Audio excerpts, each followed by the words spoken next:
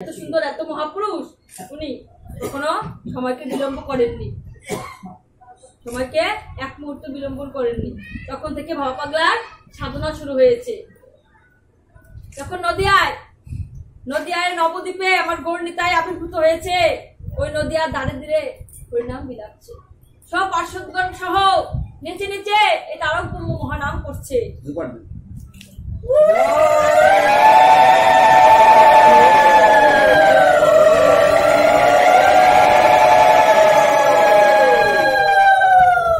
যখন এই তারক ব্রহ্ম মহানাম করছে,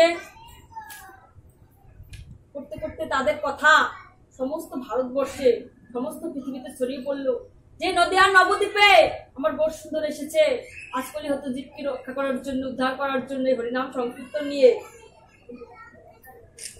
সে কথা জানার পরেও সমস্ত ভক্তগণ এই গৌরনিতাইকে দর্শন করার জন্য নবদ্বীপে আসছে।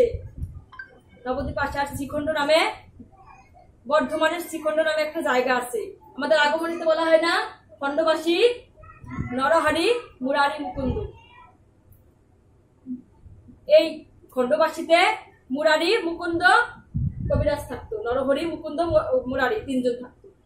তারাও চিন্তা করলেন যে নবদ্বীপে গৌরনিতাই এসেছে, তাদেরকে একটু দর্শন করতে চাই। এই মুকুন্দ